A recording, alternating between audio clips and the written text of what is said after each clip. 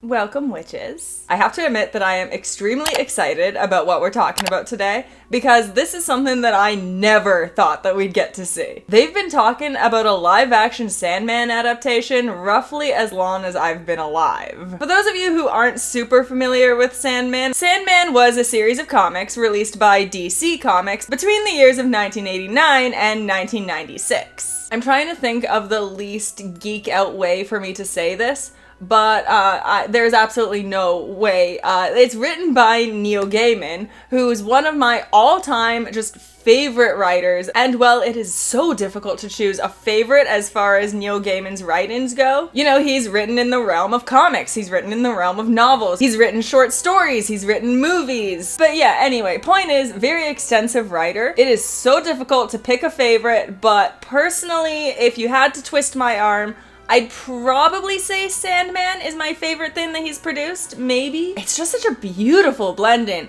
of storytelling and like modern day pop culture. Well, kind of modern day, you know, written in the 80s/90s, so not super modern. But beyond that, the thing that I really love about Sandman and about Neil Gaiman's writings just in general, I guess, is his handling of folklore. Sandman borrows quite heavily from both Christian mythology and a lot of pagan mythology, mixing it up into this like, I don't know, just beautiful adaptation of humanity in a way. The things that we believe and what defines us as human in a way. I know that this has sounded way too abstract, but that's kind of the thing about the Sandman comics is that they are weirdly abstract. Like even just look at a single panel of this comic series. It's gorgeous to look at. It borrows from a lot of mythology and old school storytelling and it restyles it in a very interesting way, but it's also a DC comic series, so you get like the occasional throw-in of like Constantine is there, which is really cool to see. The first time that we kind of heard talks about a Sandman adaptation in a live action kind of realm was back in 1991 when Warner Brothers approached Neil Gaiman about the possibility of adapting it into a movie. But this is also the first time that we started to see issues with the possibility of adaptation because Neil Gaiman proved to be very attached to this series, which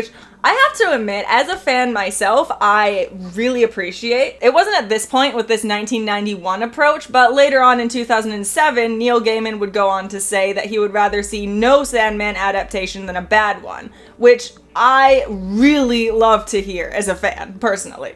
I also agree, I would rather live with the comics forever because the comics are still gorgeous no matter what.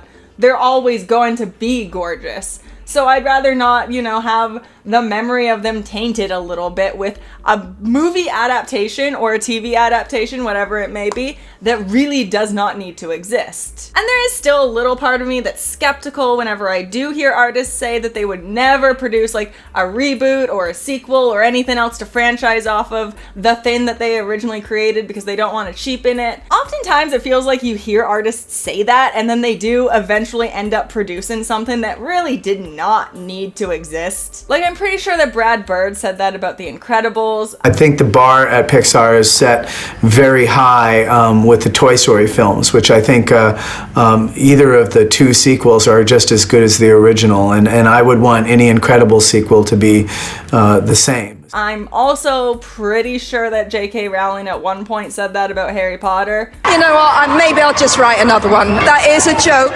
Look where we are now. But I can't deny that there is still a maybe naive part of me that's holding on to a itty bitty bit of hope when it comes to Neil Gaiman, at least, because of the amount of time that he spent just completely rejecting the idea of a bad Sandman adaptation. Like, we got another attempt to revive a movie back in 1996. In 1998, we got an attempt that was apparently so bad that Neil Gaiman said that it was not only the worst Sandman script, but potentially the worst script ever. And I'm not gonna lie, there is still a part of my heart that loves bad movies that kind of wants to hear a little bit more based off of that information, but we'll just leave it because, like I said, don't want to taint Sandman. The previously mentioned attempts to revive it in 2007 made them release the statement that they were seeking out someone who was truly, like, passionate about this source material. The influences that they cite for that one being Peter Jackson with Lord of the Rings and Sam Raimi with Spider-Man, which feel like that last one might have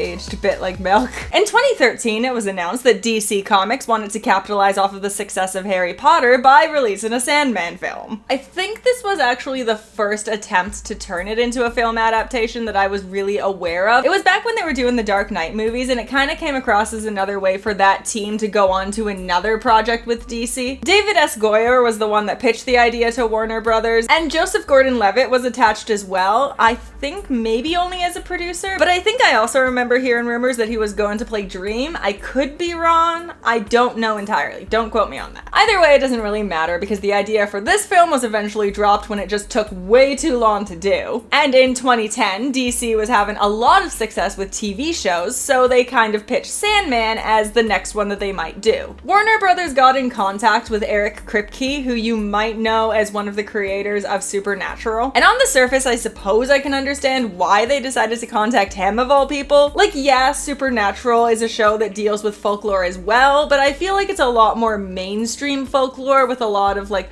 urban legends and ghost stories, and there's a lot of Christianity themes in there as well, which I know that Sandman plays with Christian biblical themes, but there's also a lot of mythology and paganism that I don't really see Kripke having a history of handling well. You, mister, better show us a little respect. Or what? You'll eat us? So that's a no from me. And apparently it was a no from Neil Gaiman too, so that project didn't go on. In 2019, we received the news that the Sandman TV show had gone through several different networks trying to find a home. HBO ended up turning it down just due to the massive cost of the project, but when they did, Netflix picked it up. And that's the show that we are finally looking at today, people. Jesus Christ, people have lived and died before this show came to fruition. There's still a little bit that I want to look at here, mostly the cast, but before we do, let's take a look at the trailer that just dropped. Tonight we will achieve what no one has even attempted. I am interested in that casting of Game of Thrones father. I do not know the actor's name, I'm sorry, and I'm not going to look it up for it right now. We will summon and imprison death. So first of all, for those of you who either aren't familiar with the comics or don't remember them very well, it's okay. It's been a tough year. We've all forgotten some things. This so far looks like a pretty accurate adaptation of that first comic of Sandman. You know, they're trying to conjure up one of the Endless, specifically here, Death. But let's continue with the trailer and see how it goes and how accurate they continue to be from here. I give you the blood from my veins. Nice circle that they cast here. Very witchy vibes that they've got going on. They've got the robes, they've got the whole chanting and the summoning going on. I love it. This is great. Oh, wow. Oh, very similar to the comic. It looks gorgeous too. Wow. Oh, this is gonna be a gorgeous show. Yeah, I'm just really hoping that they do the costuming, the styling. Well, not just, like, obviously the writing and the acting is more important, but styling, some great styling would be gorgeous for this show. I'm expecting some very great visuals here. Death as family, desire, destiny, despair. Oh, I'm so excited to see the Endless. I'm going to be talking a little bit more about the Endless in just a second when I talk about the cast. Which one have I got? Dream. You're gonna need all the help you can get. Wow. Great likeness of the drawing, of the illustration of Morpheus. I don't know very much about that actor. That's kind of what I wanted to do here right now, was look into the actors a little bit more as part of getting excited for this. They did cast a few actors that I recognize, like Patton Oswalt is appearing. He's a longtime fan of Sandman, so cool, fine. I love Patton Oswalt, whatever. The guy was in Dude Bro Party Massacre 3. Soon the Dude Bros will taste their own blood. Like, you can't tell me that he doesn't at least have an extensive career. The other casting that I recognize, and it's one that I'm much more excited about, I have to admit, is Gwendolyn Christie as Lucifer. Apparently there was a lot of debate with what to do with Lucifer's character on this show. There's sort of a convoluted history with the TV show that's on air right now. The Lucifer TV show isn't necessarily based on the Sandman comic books, but it is based on a version of Lucifer that originated in Sandman. just to make it convoluted for you guys. So yeah, apparently there was some talk about bringing in Tom Ellis to play Lucifer on the show, and I love Tom Ellis as Lucifer. I think he does a great job. Sometimes put my siren on and drive really fast for no reason at all, just because I can. Right? Why wouldn't you? It's fun! But that being said, his version of Lucifer is just so divorced from the Sandman Lucifer that I know and love from the comics.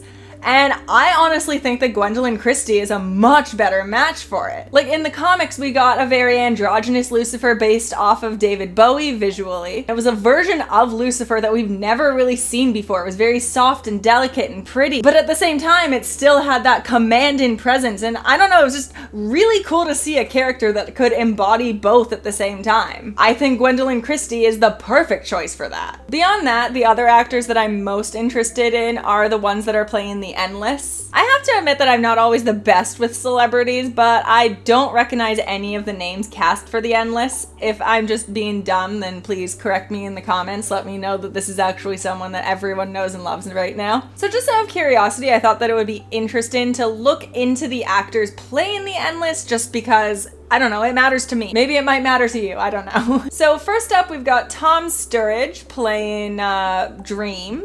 Like I said, they did a very good job of casting someone who visually looks like the illustration of Dream with Tom Sturridge here. As far as his filmography goes, there's a couple of things that I do recognize. Mary Shelley, for instance, that was a decent one. And Velvet Buzzsaw is another decent one too. Let's just get a taste of his acting here real quick. What'll it be? The criminal police. Getting out? Yeah, I'm gonna go to Sasha's. Sasha lives in Kew Gardens. Do you even know where that is? I need to say this in a way that doesn't sound like an insult. I'm probably gonna fail. I could see him being the Lord of Dreams. Definitely. Very sleepy, deep voice. I will fall asleep listening to that man any day. No, in all seriousness, he does seem to be a pretty decent actor. I'm excited to see what he brings to this role. Next up, we have Kirby Howell-Baptiste playing my personal favorite member of the Endless, Death. The Sandman comics take an extremely different approach to Death and give us a very bubbly, sweet girl who's genuinely just very peaceful and calm and merely wishes to help ease people through this frightening experience. I know that there's been a little bit of controversy around this casting choice. I assume that it's because she's just like too cute. Like, look at that smile. But anyway, let's just take a look at her acting and prematurely judge if we think that she's gonna be a good fit for this role. It's a submarine? Oh, I do remember her on The Good Place. Okay. It's a horse with a bow on its neck. Oh, is it much harder with Pony Daisy? Oh my god. People are complaining about the sweetheart? What? Anyway, let's move on to another character that actually means a lot to me as far as the casting process goes, and that is Desire. Desire was one of the very first androgynous characters that I ever saw in any media at all, and I love Desire, okay? Like, to this day, I still want to be Desire, and I think that I'm not there yet, but it's a stepping stone. We all grow one day at a time, right? Someday I shall be Desire. Someday I shall be that fabulous. But until then, let's just take a look at who is. Their name is Mason Alexander Park, and they are actually a non-binary actor, which I personally really approve of. So there isn't a whole lot on their filmography at this point for us to judge on. It is mentioned on their IMDb that they are best known for playing Hedwig and the Angry Inch on Broadway, so that's really impressive. So let's check out an example of their acting, and by that I mean listen to a song from Hedwig and the Angry Inch. And then storm cloud gathered above in the great balls of fire. So when I was a kid, I wanted to be Desire, and now that I'm an adult, I want to be Mason Alexander Park. That's great. The last casting we got for The Endless is Donna Preston playing Despair. Let's try to find a scene real quick. I think sipping a colleague's tea is taking things a bit too far. Well, you accused me of giving you cold tea, so I wanted to examine the evidence. I don't know if it's just because I'm so excited for this TV show, but I'm watching these scenes of all of these people, and every single one of them are just coming across as cinnamon roll. I love all these cinnamon rolls. I'm so down for this whole cast. Between everything that I've talked about here today, I see absolutely no reason to not be absolutely so just insanely excited for this show. I probably shouldn't be, because every time that I say that, I'm disappointed, inevitably. Too high expectations tend to kill a thin. I think that's what happened to American Gods for me, is I love that book. I was so looking forward to the show, and by season 2 it kind of lost me, and I don't think it was the fault of the show. I think it was me and my expectations, and I'm worried that that'll happen here, but everything that I've seen makes it look so exciting. And on that note, I think that I'll leave you guys alone for a little bit. Leave me a comment down below. Let me know what you guys think of the new Sandman trailer, if you guys are just as excited as I am, or maybe this is just years of hype coming up on me right now. I don't know. I'm willing to accept my faults if my excitement is undue. But regardless, it just feels nice to be excited, you know? And on that note, I will see you guys next time. If you were to go down to the description box, you would find the Amazon link to my book, Poor Pretty Creature, available wherever you can find ebooks. And well, I'm still here. Although it is completely unnecessary to donate, I do understand that a lot of people are struggling financially right now. I did just want to mention that I have a Patreon, which will be linked below, as well as give thanks to the people who already support me there. Andre K, Scott Falks, Thrill House, and Wilson L. Ricks III. Donations can be as little as $1 a month, but as I said, absolutely no pressure whatsoever. Your support means the world to me, but so does the support of every single person who gives a like or a comment or even just a view. I can't wait to see you all next time.